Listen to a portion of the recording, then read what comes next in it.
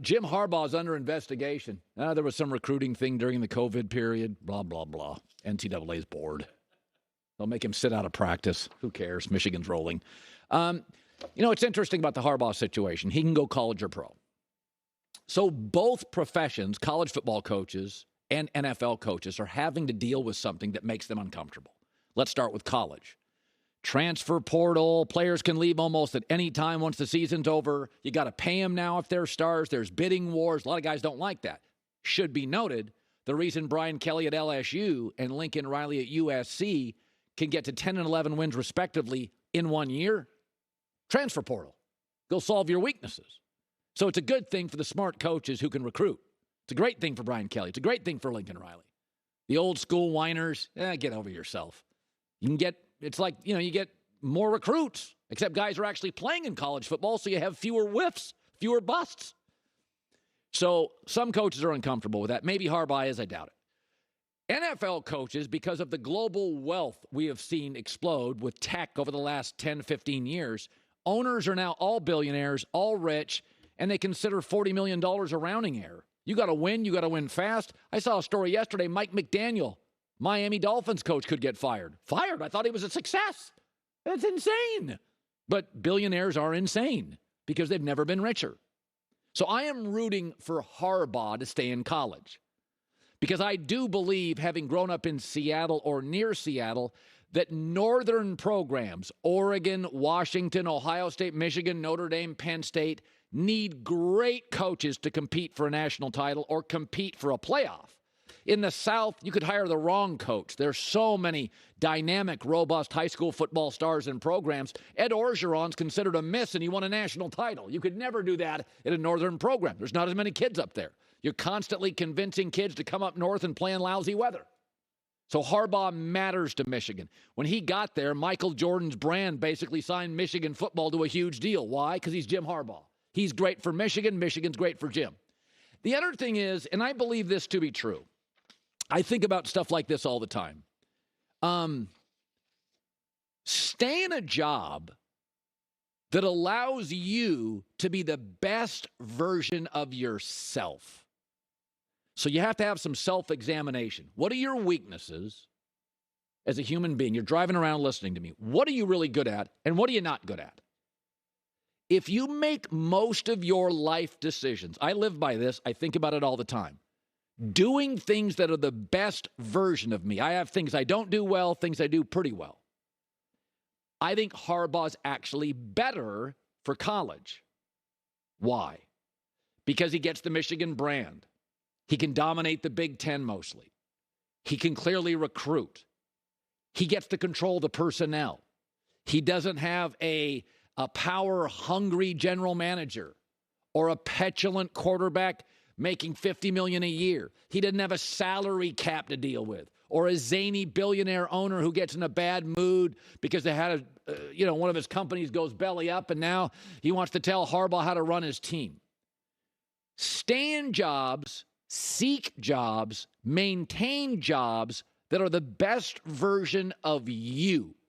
And I think Harbaugh, no crazy billionaire owner, no power-hungry GM, he can control virtually every part of the program. And he's a smart guy that makes lots of good decisions.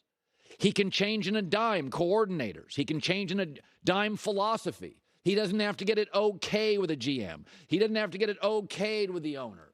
He doesn't have to talk to the business ops guy. I want to change my coordinator. I want to change how we play. He can do it at the college level. I hope he stays. The NCAA thing doesn't mean squat. We'll keep you posted. All right, Blazing 5, final Wisconsin State Journal that.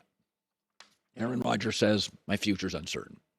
So Aaron's always been one of the headier quarterbacks. He's playing chess, not checkers here, right? He's a pretty smart guy. You don't have to agree with his vaccine stance or what he says to, Joe Rogan or whatever, but he's a thinking man, okay? So I just want you to think about that as I go into this. So Favre and Aaron Rodgers are not the same person, but they're becoming the same Green Bay quarterback. You've seen those commercials, those Progressive insurance commercials where, you start becoming your parents. They're actually very, very funny. Aaron's becoming Favre, whether he wants to be it or not. He's getting kind of rigid. He doesn't want to change certain things. Favre got very rigid. I don't want to learn a new offense. Aaron's like, I want Randall Cobb and my 70-year-old quarterback coach. They're becoming the same guy. And I've always called this the Green Bay Packer quarterback syndrome. It's the only franchise with no owner. So there's nobody to rein you in. You are the most powerful person in the organization. No matter how big Troy Aikman was, Jerry Jones was bigger. No matter how big Jimmy Johnson was, Jerry Jones was bigger. No matter how big Belichick or Brady are, Robert Kraft's bigger. In Green Bay, the quarterback runs the franchise. The second thing is, it's the smallest city in the country with a pro sports franchise. So you get kind of a fawning media. They're not going to ridicule you much. Everybody sees everybody at the grocery store. You could bump into Aaron. So you're not going to get that. It's a very unique, and the difference is Favre at least had Aaron Rodgers behind him, pushing him. Aaron's got Jordan Love, and we don't know if Jordan Love can play. My guess is today he can play. He can start, but nobody really knows. So it gives Aaron even more power. So I do believe this weekend that if Aaron and the Packers lost and don't make the playoffs, or they get in and then get eliminated quickly, I do believe they will strongly consider getting a first-round pick or two for Aaron Rodgers and rolling the dice with Jordan Love. They moved up to get him. It looks like a total blown pick if you don't play him. And GMs like to play their picks, especially the first-round picks they moved up. And it does look like Jordan Love has gotten significantly better in the last year. That's what people say. That's what the film says. That's what we saw. So Aaron gets beat this weekend. You sit there and think, what's the point? We can do that with Jordan Love. We're still the best-run organization in this division. What's the point? Now, some of you say, oh, dead cap hit. It doesn't matter for a couple years. You would have a big dead cap hit, but you're not paying Jordan Love anything, and this is a very complete roster. They could probably use an edge rusher, one more receiver. They went heavy into the O-line last year. This roster doesn't have a lot of needs. It really doesn't. Maybe another edge rusher, maybe another receiver. That's about it. It's a good roster. It's playing very well right now. I'll throw this at you. Aaron's smart. Aaron's calculated. His whole vaccine thing, he's calculated. And ask yourself this. He's going to be 39 years old, and he's expensive. If Aaron keeps mentioning, I don't know if I'm going to play. The team that gets him doesn't have to give up many picks. What's Green Bay going to, because Aaron's not going to go play for a crappy team. He'll just retire. Tennessee's the team I put out there. So Mike Vrabel goes, hey, it gives Mike Vrabel leverage. The guy talks retirement every 15 minutes. He's 39 years old. He's doing ayahuasca in the offseason. I'm not giving you 3 first-round picks. I'll give you a 1 and a 2. I think, especially off the Russell Wilson disaster deal, a first and a second, Aaron understands wherever he goes, he doesn't want to gut the team's draft capital, right? He wants to go to Tennessee. He wants them to have enough picks to get him another receiver. The Burks kid, Trey Burks, they like a lot, but they need another receiver. You don't want to have to give up multiple, couple of first, couple of second. That's what hurts Denver's job right now. Man, they got no picks next year. Is Aaron thinking, I can talk privately with Mike Vrabel? I'm not saying Aaron's done this, but it would be really, really shrewd that you throw it out there. He's 39, he's super expensive, and he talks retirement.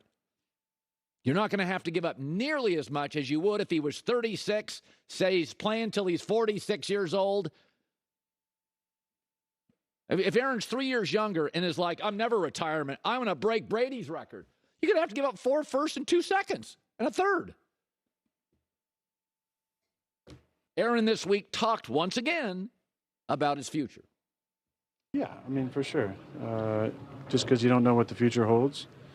But when I think about that, it's nothing but gratitude. Not remorse or sadness, just gratitude for the time that I've been here, the amazing memories that I've had on this field.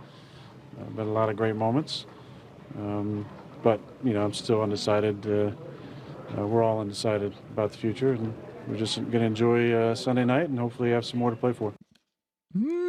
Very nebulous. Nobody knows what he's doing. Aaron's smart. Titans could give up less. You think Mike Vrabel thinks today he's going to win the AFC?